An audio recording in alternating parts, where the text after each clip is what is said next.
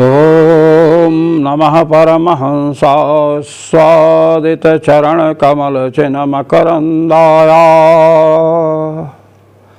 भक्तजनमानसनिवासाय श्रीरामचन्द्राय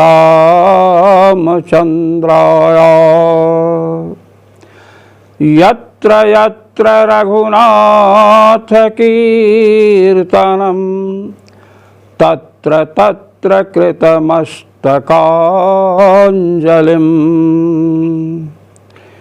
बाष्पवारि परिपूर्णलोचनं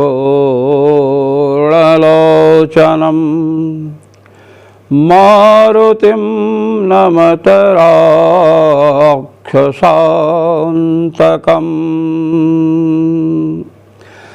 सीतानाथ समारम्भां रामानन्दार्य मध्यमाम् अस्मदाचार्य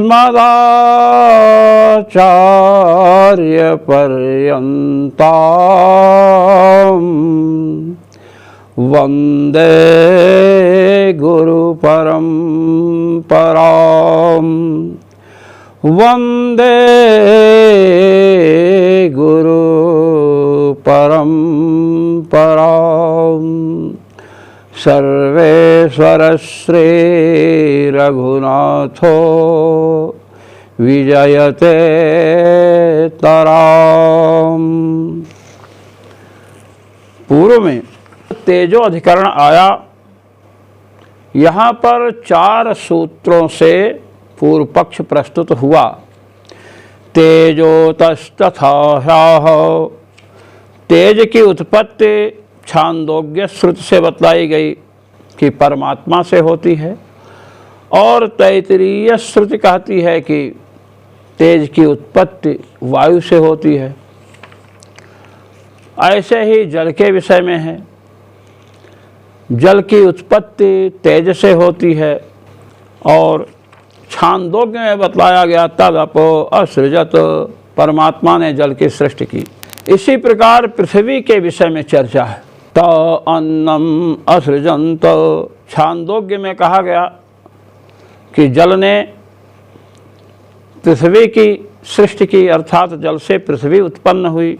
इस क्रम के अनुसार विचार करने पर आपने कहा कि ब्रह्म से ही संपूर्ण जगत उत्पन्न होता है। ये बात कैसे सिद्ध हो सकती है? इस पूर्व पक्ष के द्वारा यह पक्ष उपस्थापित किया गया कि संपूर्ण जगत का अभिन्न निमित्तोपादान कारण परमात्मा नहीं है। क्यों? क्योंकि तेज की सृष्टि परमात्मा से हुई। तैत्तिरीय उपनिषद में तेज की सृष्टि वायु से कही गई। अब जब वायु से तेज उत्पन्न हुआ और तेज से जल उत्पन्न हुआ, जल से पृथ्वी उत्पन्न हुई, तो परमात्मा से ये सब कैसे उत्पन्न हुए? इसलिए परमात्मा संपूर्ण जगत का निमित्तोपादान कारण नहीं है। यह बात स्थिर पूर्व पक्षी ने किया। अब इसका उत्तर कर रहे हैं भगवान कृष्णद्वैपायन व्यास। तदभिध्यानादेवतु तल्लिंगात् सह, द्वितीय अध्याय के तृतीय पाद का 15वां सूत्र है। अब इस सूत्र के द्वारा क्या बतला रहे हैं? तदभिध्यानादेवतु तल्लिंगात् सह, इसमें तू शब्द आया है। तू शब्द पूर्व पक्ष व्यावर्तक। तू शब्द पूर्व पक्ष का व्यावर्तक है कि अब पूर्व पक्ष समाप्त हुआ, अब पूर्व पक्ष टिक नहीं सकता है। क्यों? कहते हैं प्रकृति से महत्तत्व, महत्तत्व से अहंकार, फिर अहंकार से आगे पंचतन मात्रा इत्यादि, फिर पृथ्वी पर्यंत सृष्टि होती है। तो हमारे सामने 2 प्रकार की श्रुतियां हैं। एक तो यह है एतस्माज्जायते प्राणो मनः सर्वेन्द्रियाणि च। इस परमात्मा से प्राण, मन, ज्ञानेन्द्रिय, कर्मेंद्रिय, पृथ्वी, विश्वस्य धारिणी पृथ्वी इत्यादि सब उत्पन्न हुए।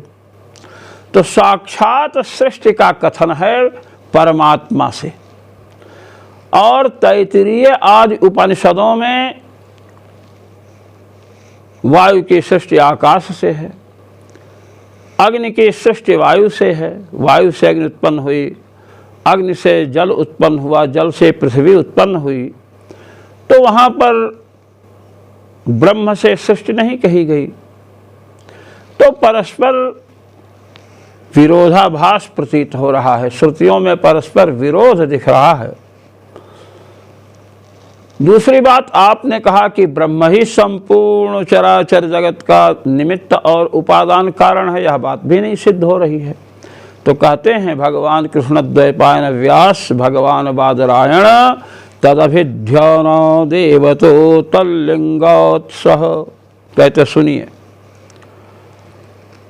मैं आपको बतला रहा हूं श्रुतियों का सामंजस्य कैसे होगा। तदभिध्यान रूपा देव तल्लिंगात् सो अभिध्यान कर्ता परमात्मैव तेजो अवन्नादीनां सर्वेषां सृष्टिकर्ता। भगवत्पाद श्री स्वामी रामानंदाचार्य जी महाराज कह रहे हैं कि भगवान जब सृष्टि करते हैं तो संकल्प करते हैं। तदैक्षतो बहुश्याम प्रजायेय। परमात्मा ने ईक्षण किया, संकल्प किया कि अनेक रूपों में हो जाऊं। तो अभिध्यान कहते हैं संकल्प को। अभिध्यानम ईक्षणम बहुश्यामिति संकल्प एव। भगवान ने जो संकल्प किया है बहुश्याम प्रजाये, अनेक रूपों में, अनंत रूपों में हो जाऊं, तो तदभिध्यानादेव, भगवान के संकल्प के बाद ही सृष्टि का आरंभ हुआ है। तो संकल्प किसने किया? परमात्मा ने किया। तो जो संकल्प किया परमात्मा ने, उस संकल्प के अनुसार ही सृष्टि हुई। उसी ने तेज की सृष्टि, जल की सृष्टि और पृथ्वी की सृष्टि की। तदभिध्याना देवतो तल्लिंगात् सह। यही लिंग है, यही परिचायक है, यही हेतु है। क्या? तदभिध्यान, भगवान का संकल्प ही सृष्टि में हेतु है। इसलिए सह अर्थात संकल्प करता परमात्मा। बहुश्याम प्रजायेय, अनेक रूपों में हो जाऊं, इस प्रकार का संकल्प करने वाला जो परमात्मा है वही पृथ्वी, जल, तेज आदि का रचयिता है। अभिध्यानम ईक्षणम बहुश्याम इति संकल्प एव। अभिध्यान क्या है? संकल्प। भगवान ने क्या संकल्प किया? बहुश्याम प्रजायेय, अनेक रूपों में हो जाऊं। कहते हैं कि थोड़ा स्पष्ट कीजिए। कहते हैं सुनिए, अयमाशयः, यहाँ का आशय हम आपके सामने प्रकट कर रहे हैं। तदैक्षत बहुश्याम प्रजायेय इति संकल्प्य। तदैक्षत, भगवान ने ईक्षण किया, संकल्प किया। बहुश्याम प्रजायेय, अनेक रूपों में उत्पन्न हो। छांदोग्य उपनिषद के 6ठे अध्याय का यह वाक्य है। ऐसा संकल्प करने के पश्चात तत्तेजो असृजत, परमात्मा ने तेज अर्थात अग्नि की सृष्टि की। एवं तत्तेज ऐक्षत बहुश्याम प्रजायेय इति तदपो असृजत इसके बाद उस तेज ने तत्तेज ऐक्षत, उस तेज ने संकल्प किया, अग्नि ने संकल्प किया, बहुश्याम प्रजाये, अनेक रूपों में हो जाऊं। ऐसा संकल्प करने के बाद उस अग्नि ने किसकी सृष्टि की? जल की सृष्टि की। जल उत्पन्न हो गया। अब जल उत्पन्न होने के बाद ता आप ऐक्षंत, उस जल ने संकल्प किया। ध्यान दीजिए, परमात्मा ने तेज की अर्थात अग्नि की सृष्टि की, फिर उस अग्नि ने संकल्प किया कि अनेक रूपों में हो जाऊं, फिर उसने जल की सृष्टि की। ता आप ऐक्षंत, फिर उस जल ने संकल्प किया, बहव्यः श्यामः प्रजाये मही, मैं अनेक रूपों में हो जाऊं। और उसने किसकी सृष्टि की? ता अन्नम असृजंत, जल ने अन्न की सृष्टि की अर्थात पृथ्वी की रचना की। अब एक बात ध्यान में रखना है, भगवान ने संकल्प किया अनेक रूपों में हो जाऊं तो तेज की सृष्टि करते हैं। अब तेज ने संकल्प किया, अग्नि ने संकल्प किया अनेक रूपों में हो जाऊं तो उसने जल की सृष्टि की, और जल ने संकल्प किया अनेक रूप में हो जाऊं तो उसने पृथ्वी की सृष्टि की। चाहे अग्नि हो चाहे जल हो, ये दोनों तो जड़ पदार्थ है ना। तो जड़ पदार्थ संकल्प कर सकता है क्या? नहीं कर सकता है। तो ये बता रहे हैं, पहले परमात्मा ने संकल्प किया, तद ऐक्षत बहुश्याम प्रजाये।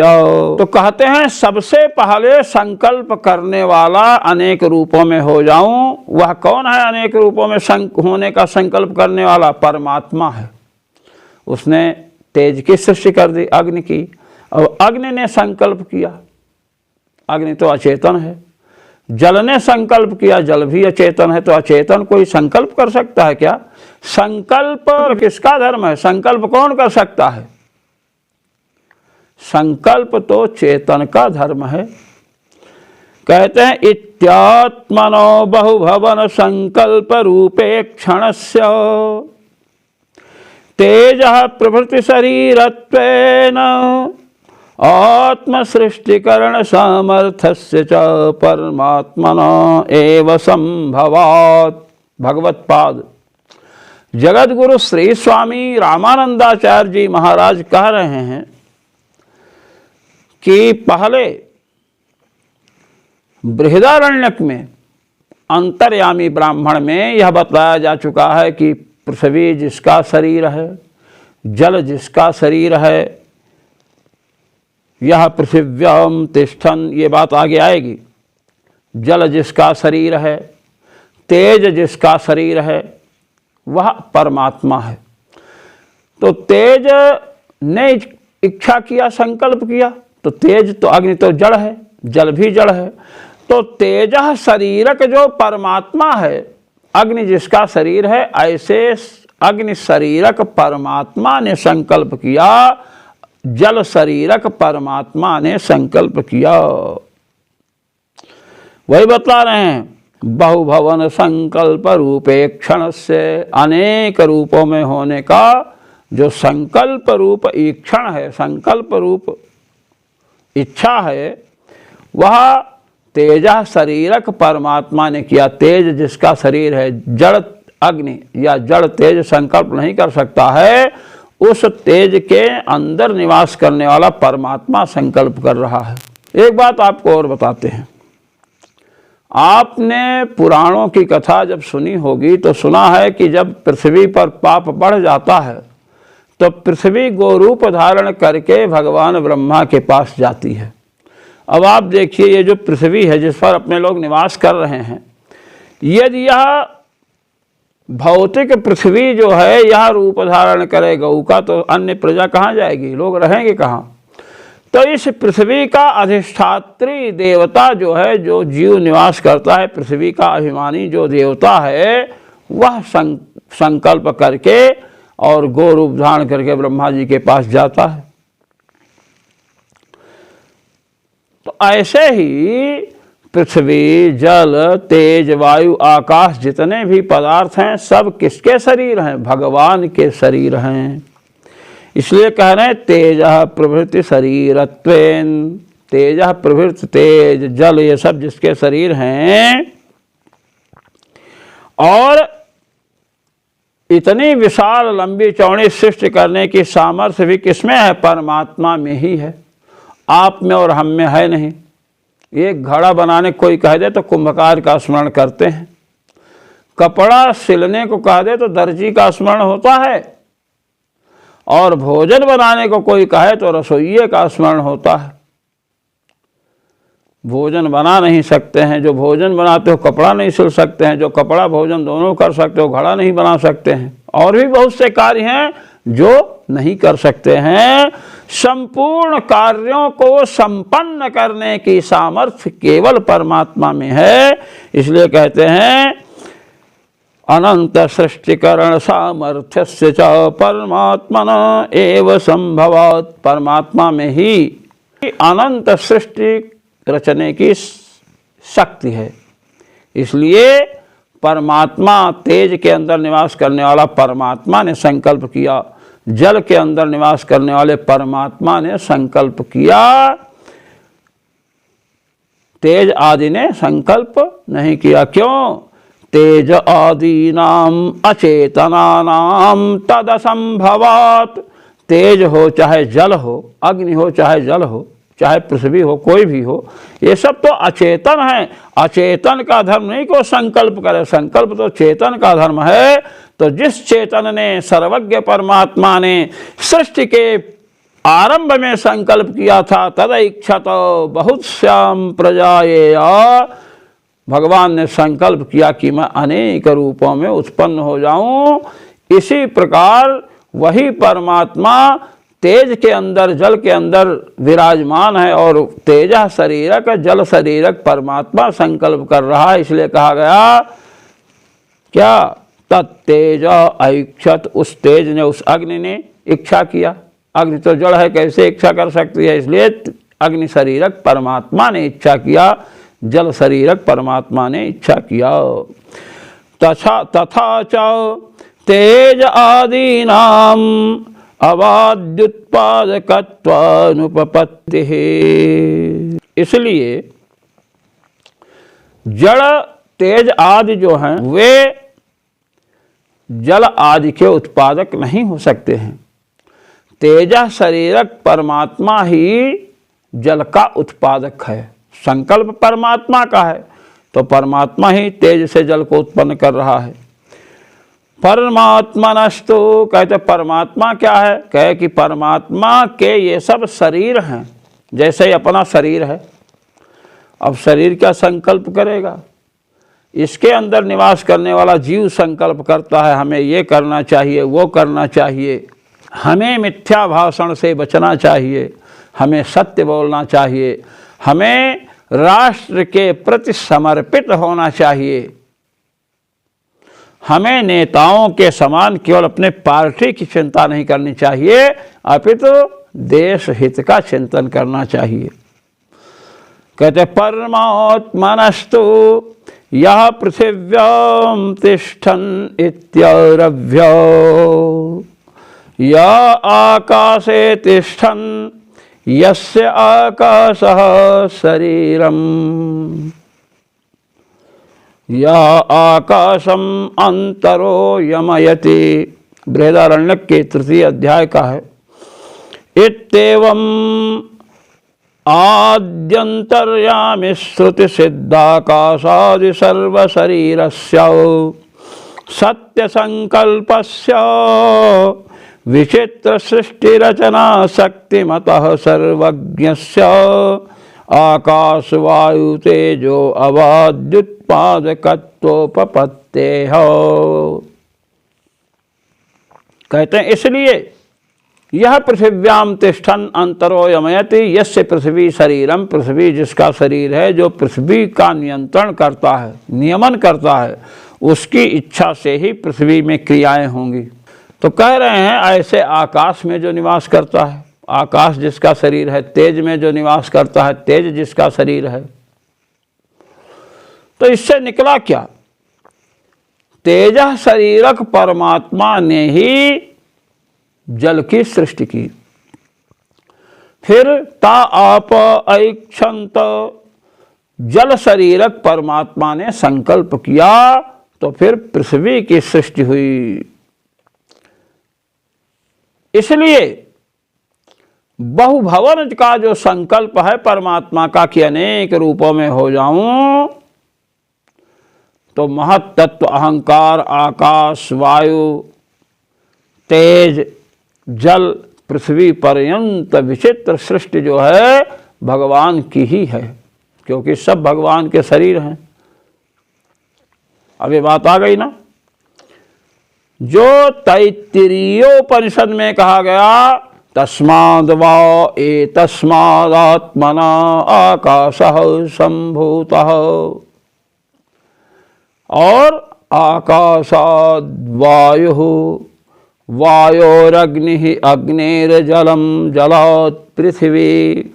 आकाश परमात्मा से उत्पन्न हुआ, आकाश से वायु, वायु से अग्नि, अग्नि से जल और जल से पृथ्वी उत्पन्न हुई। छांदोग्य श्रुति में ये बतलाया गया कि तेज ने संकल्प किया, जल ने संकल्प किया, तेज ने संकल्प किया तो जल की सृष्टि हुई, और जल ने संकल्प किया तो पृथ्वी की सृष्टि हुई। तो कहते हैं कि अग्नि है, चाहे जल है, चाहे पृथ्वी है, ये सब तो अचेतन है, ये संकल्प कर ही नहीं सकते हैं। इधर बृहदारण्यक उपनिषद में आकाश, वायु, अग्नि, जल, पृथ्वी, इन सभी पदार्थों को भगवान का शरीर बतलाया गया है। इसलिए तेज ने संकल्प किया बहुत श्याम अनेक रूपों में हो जाऊं, तो तेज ने संकल्प किया, अर्थात तेज है शरीर जिसका, उस परमात्मा ने संकल्प किया और जल उत्पन्न हुआ। फिर जल है जिसका शरीर, उस परमात्मा ने संकल्प किया तो पृथ्वी उत्पन्न हो गई। तो किसके किसके संकल्प से जितने पदार्थ उत्पन्न हो रहे हैं, सब का जो कारण आपको लग रहा है कि आकाश से वायु हुई, तो आकाश शरीरक परमात्मा ने संकल्प किया तो वायु उत्पन्न हुई, तो परमात्मा के संकल्प से वायु उत्पन्न हुई। वायु शरीरक परमात्मा ने संकल्प किया तो तेज की उत्पत्ति हुई, और तेजः शरीरक परमात्मा ने संकल्प किया तो जल की उत्पत्ति हुई, और जल शरीरक परमात्मा ने संकल्प किया तो पृथ्वी की उत्पत्ति हुई। तो भगवान के संकल्प से ही तो उत्पत्ति सबकी सिद्ध हो रही है।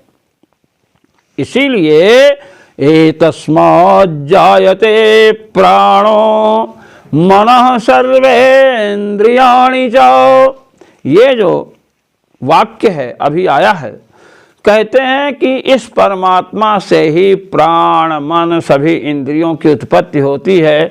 पृथ्वी विश्वस्य धारिणी, पृथ्वी की उत्पत्ति होती है। तो साक्षात जो उत्पत्ति कही गई, और तैत्तिरीयोपनिषद में आकाश से वायु, वायु से अग्नि, अग्नि से जल, जल से पृथ्वी की जो उत्पत्ति कही गई है, उसका तात्पर्य क्या है कि आकाश शरीरक परमात्मा से वायु की उत्पत्ति हुई, वायु शरीरक परमात्मा से अग्नि की उत्पत्ति हुई, अग्नि शरीरक परमात्मा से जल की उत्पत्ति हुई, और जल शरीरक परमात्मा ने जब संकल्प किया तो पृथ्वी की उत्पत्ति हुई। तो सभी की उत्पत्ति के पहले भगवान का संकल्प कारण है कि नहीं? हाँ, ये बात है।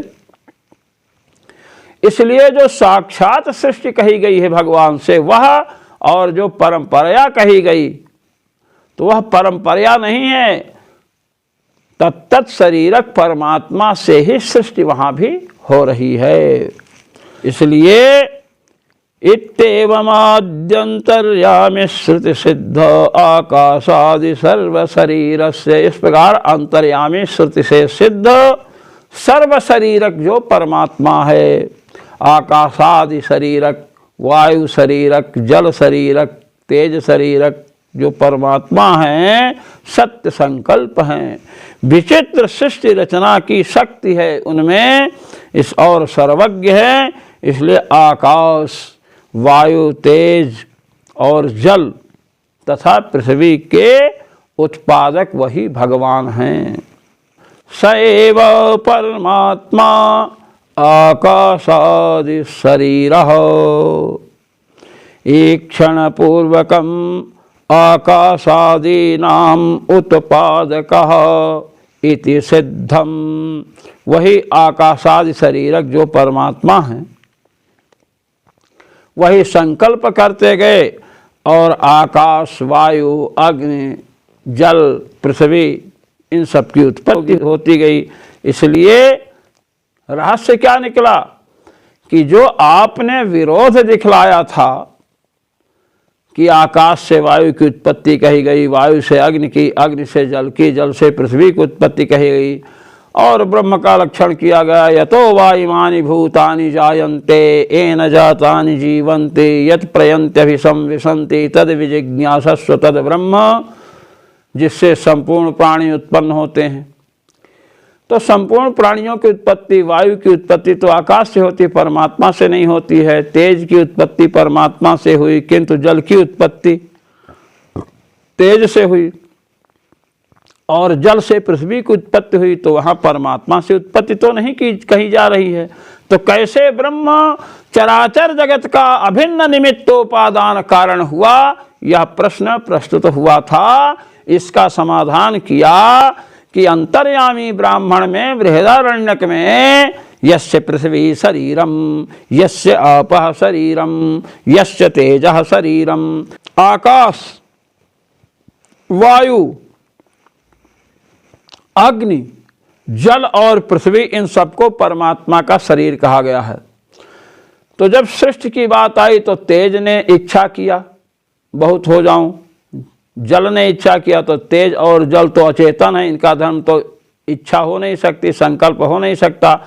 तो तेज है शरीर जिसका, ऐसे परमात्मा ने संकल्प किया, उससे जल की उत्पत्ति हुई। तेजः शरीरक परमात्मा से जल की उत्पत्ति हुई, फिर जल शरीरक परमात्मा से पृथ्वी की उत्पत्ति हुई। इसलिए परमात्मा के संकल्प से ही सबकी उत्पत्ति हो रही है, परंपरा मानने की बात नहीं है। अन्यथा तेज ने संकल्प किया, ये बात ही नहीं बन सकती है। ए स एव परमात्मा आकाशादि शरीरः ईक्षण पूर्वकम आकाशादीनाम उत्पादक इति सिद्धम। इसलिए आकाशादि शरीरक, वायु शरीरक, तेजः शरीरक, जल शरीरक जो परमात्मा है, उसी के संकल्प से तत्त पदार्थों की सृष्टि होती है, यह बात सुनिश्चित हुई। इति श्री आनंद भाष्ये तेजोधिकरणम। इस प्रकार भगवत्पाद श्री स्वामी रामानंदाचार्य जी महाराज प्रणीत ब्रह्मसूत्र के आनंद भाष्य में तेजोधिकरण पूर्ण हुआ। अब हम आगे बढ़ रहे हैं। इसके बाद है विपर्ययाधिकरण। विपर्ययाधिकरण में सूत्र आता है विपर्ययेण तु क्रमोत उपपद्यते च। द्वितीय अध्याय के तृतीय पाद का 16वां सूत्र है। भगवत्पाद श्री स्वामी रामानंदाचार्य जी महाराज कह रहे हैं एवं भौतिकम उत्पत्ति क्रमम अभिधाय प्रलय क्रमम अभिधत्ते। कहते हैं इस प्रकार जो भूतों का क्रम है, पंच महाभूतों का क्रम है, उसकी उत्पत्ति का क्रम बतला करके अब प्रलय क्रम का निरूपण करते हैं। कहते हैं प्रलय क्रम का निरूपण क्यों किया जा रहा है। मैं आपके समक्ष यह प्रस्तुत करना चाहता हूं कि प्रलय क्रम के निरूपण की आवश्यकता इसलिए पड़ी कि जो न्याय वैशेषिक दर्शन है, नैयायिक और वैशेषिक महानुभाव सृष्टि मानते हैं। कैसे? दो परमाणुओं में क्रिया हुई तो जुड़े और द्वणुक बना। अब जब द्वणुक बन गया, दो परमाणुओं के संयोग से द्वणुक बना, और तीन द्वणुक जब जुड़े तो त्रिणुक बना, और 4 त्रिणुक जब जुड़े तो चतुरणुक बना। इस प्रकार महापृथ्वी, जल के परमाणुओं का परस्पर संयोग होगा तो द्विणुक, त्रिणुक, चतुरणुक के क्रम से महान जल, इसी प्रकार महान तेज, महान वायु की उत्पत्ति हुई। अब नैयायिकों के यहाँ जब प्रलय की प्रक्रिया होती है तो जिस क्रम से सृष्टि हुई है उसी क्रम से प्रलय भी होता है। ईश्वर की इच्छा हुई तो दोनों परमाणुओं में जो संयोग था, क्रिया हुई तो विभाग हो गया। अब जब परमाणु विभक्त हो गए, अलग अलग हो गए, तो द्विणुक भी नष्ट हो गया, और द्विणुक जब नष्ट हो गया तो त्रिणुक नष्ट हो जाएगा, क्योंकि 3 द्विणुकों से त्रिणुक बना है। और जब त्रिणुक नष्ट होगा तो चतुरणुक नष्ट हो जाएंगे। इस प्रकार चलते चलते महापृथ्वी, महाजल, महावायु, महाअग्नि का विनाश होता है। जिस क्रम से सृष्टि की प्रक्रिया है नैयायिक वैशेषिक महानुभावों के यहाँ, उसी क्रम से प्रलय की भी प्रक्रिया है। किंतु भगवान बादरायण श्री कृष्ण द्वैपायन व्यास जी कह रहे हैं कि ऐसी बात नहीं है। एवं भौतिकम उत्पत्ति क्रमम अभिधाय प्रलय क्रमम अभिधत्ते। इस प्रकार भौतिक उत्पत्ति के क्रम का कथन तदभिध्यानादेव तु तल्लिंगात् सह इसके द्वारा निरूपित किया गया सिद्धांत पक्ष के रूप में। अब कह रहे हैं विपर्ययेण तु क्रमो। अब विपरीत क्रम से प्रलय क्रम है, वही बता रहे हैं। उत्पत्तेरयोऽयं क्रमः तथा न प्रलय क्रमः। उत्पत्ति का जो क्रम है, परमात्मा से प्रकृति का आविर्भाव हुआ, प्रकृति से महत्तत्व, महत्तत्व से अहंकार, फिर तन मात्राएं, पृथ्वी, जल, तेज, आकाश, वायु, अग्नि, जल, पृथ्वी, इस प्रकार सृष्टि क्रम है। तो अब ये नहीं कि क्या बोलते हैं प्रकृति महत्तत्व वहीं से प्रलय भी होगा, ऐसी बात नहीं है। उत्पत्ति का जो क्रम है उस प्रकार प्रलय का क्रम नहीं है। नैयायिकों के यहाँ उत्पत्ति का जो क्रम है वही प्रलय का क्रम है। परमाणु से द्विणुक, द्विणुक से त्रिणुक, त्रिणुक से चतुर्णुक बना, ये पहले हम प्रतिपादित कर चुके हैं। तो प्रलय क्रम भी द्विणुक का विनाश, फिर त्रिणुक का विनाश, फिर चतुर्णुक का विनाश, फिर अंत में महापृथ्वी का विनाश, महाजल का विनाश, महाअग्नि का विनाश, महावायु का विनाश। ये जो न्याय वैशेषिक प्रक्रिया है प्रलय की, कहते वह प्रक्रिया वस्तुतः वेद की प्रक्रिया नहीं है। तथा न प्रलय क्रमः, जैसे उत्पत्ति का क्रम है वैसे प्रलय का क्रम नहीं है। क्यों? किंतु विपर्ययेण अतः सृष्टि क्रमात् प्रलय क्रमो अवगंतव्यः। विपर्ययेण विपरीत क्रम से, सृष्टि क्रम से प्रलय क्रम विपरीत है, ये समझना चाहिए। कहते कुतः, कहे कैसे, कहे सुनिए। उपपद्यते चा, उपपन्न भी ऐसे ही होगा। जो उत्पत्ति क्रम है उससे विपरीत प्रलय क्रम है। प्रातिलोम्येन प्रलय उपपद्यते, कहे कि विपरीत क्रम से ही प्रलय होगा। कहते हम लौकिक दृष्टांत दे रहे हैं। लोके नहि प्रवेशानुरूपम निष्क्रमणम उपलभ्यते अपितु विपर्ययेणैव। कहे संसार में जैसे एक कमरे में 100 आदमी प्रवेश किए, कमरा खचाखच भरा हुआ है। अब प्रवेश पहले यज्ञदत्त ने किया है, वो सबसे किनारे बैठा है, और प्रथम वह है, और 100वां है देवदत्त। देवदत्त दरवाजे के पास बैठा। प्रवेश में सबसे पहले कौन है? यज्ञदत्त है, और सबसे अंतिम में कौन है? देवदत्त है। अब जब कमरे से बाहर निकलना शुरू करेंगे तो पहले यज्ञदत्त आ सकता है, जगह भरी हुई है। पहले कौन निकलेगा? जो अंतिम में आया है, देवदत्त। एक गैरेज है, उस गैरेज में 10 कारें घुसी हैं, तो सबसे पहले घुसी है वो सबसे पहले निकलेगी क्या? नहीं निकल सकती है। जो कार सबसे बाद में घुसी है उसे निकलना पड़ेगा, फिर उसके बाद दूसरी निकलेगी, तीसरी निकलेगी, अंत में पहली वाली निकलेगी। लोके नहि प्रवेशानुरूपम निष्क्रमणम उपलभ्यते अपितु विपर्ययेणैव।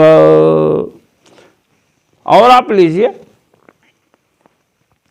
आपको मकान के ऊपर जाना है, और मान लीजिए मकान के ऊपर पहुंचने के लिए 50 सीढ़ियां हैं या 10 सीढ़ी है। तो पहली सीढ़ी पर पैर रखे, फिर दूसरी पर, तीसरी पर, फिर 10वीं पर रखे पैर, और मकान की छत पर पहुंच गए। अच्छा, जब वहां से लौटना होगा तो कैसे लौटेंगे? जो 10वीं सीढ़ी पर चढ़ करके मकान पर पहुंचे थे, उसी सीढ़ी पर पहला पैर रखेंगे, फिर दूसरा 9वीं पर। तो जो पहली सीढ़ी थी, जो चढ़ने में पहली आई थी, वो अंतिम में आएगी कि नहीं? तो लोक में देखा जाता है कि जिस प्रकार छत के ऊपर प्रवेश किए हैं, तो पहली सीढ़ी से चढ़कर गए और 10वीं सीढ़ी अंत में पार किए, तो जब वहाँ से लौटेंगे तो 10वीं सीढ़ी पहले पड़ेगी, फिर 9वीं। पहली सीढ़ी जहाँ चढ़ने में जो पहले पड़ा है वो अंतिम में पड़ेगा, वही बतला रहे हैं। तथा प्रलय क्रमोपि वेदितव्य, ऐसे ही प्रलय क्रम को भी समझना चाहिए। पृथिव्यप्सु प्रलीयते आपस्तेजसी इत्यादि श्रुतेः। कह सुवारोपनिषद में आया है, पृथ्वी अप्सु प्रलीयते, पृथ्वी जल में लीन होती है। अब जल से पृथ्वी उत्पन्न हुई थी ना, तो अब प्रलय क्रम होगा तो पृथ्वी कहाँ जाएगी? पृथ्वी किसमें लीन होगी? जल में। और जल की उत्पत्ति किससे हुई है? तेज से। इसलिए जल कहाँ लीन होगा जा करके? जल का लय कहाँ होगा? तेज में। और तेज का लय कहाँ होगा? वायु में। और वायु का लय कहाँ होगा? आकाश में। इस प्रकार प्रलय प्रक्रिया है। सुबालादि उपनिषदों में इसकी चर्चा है। तो नैयायिक और वैशेषिक महानुभावों की भांति वेदांत में प्रलय की प्रक्रिया नहीं है। उनके यहाँ द्विणुक से त्रिशेणु, त्रिणुक उससे चतुर्णुक ऐसे सृष्टि हुई। महापृथ्वी, महाजल, महावायु, महाअग्नि का निर्माण हुआ। और जब प्रलय होगा तो द्विणुक का विनाश, फिर त्रिणुक का, फिर चतुर्णुक का। जहाँ जैसे सृष्टि हुई है वैसे ही प्रलय। कहते वैदिक प्रक्रिया ये नहीं है। सृष्टि जैसे हुई है, पृथ्वी तक सृष्टि हुई। अब प्रलय जब आरंभ होगा तो पृथ्वी जल में लीन होगी, जल अग्नि में, अग्नि वायु में, वायु आकाश में। इस प्रकार परमात्मा में जाकर के प्रलय काल में सब कुछ अवस्थित रहता है क्रमशः। यही बताएं इत्यादि श्रुतेः। इति श्री आनंद भाष्ये विपर्ययाधिकरणम्। इस प्रकार आनंद भाष्य में आज विपर्ययाधिकरण पूर्ण हुआ, जिसके द्वारा न्याय वैशेषिक सिद्धांत में प्रतिपादित प्रलय प्रक्रिया से विपरीत वेदांत की प्रक्रिया का निरूपण भगवान कृष्णद्वैपायन व्यास, भगवान बादरायण ने विपर्ययेण तु क्रमो अत उपपद्यते च द्वितीय अध्याय के तृतीय पाद के 16वां सूत्र से किया। जो मनीषी महानुभाव भगवत पाद जगत गुरु श्री स्वामी रामानंदाचार्य जी महाराज के द्वारा प्रणीत ब्रह्म सूत्र के आनंद भाष्य का श्रवण मनन निधिध्यासन करते हैं, उन सबको अनंत ब्रह्मांड नायक सर्वेश्वर श्री रघुनाथ जी की ओर से असीम अनुकंपा तथा मेरी ओर से सादर सप्रेम जय श्री राम।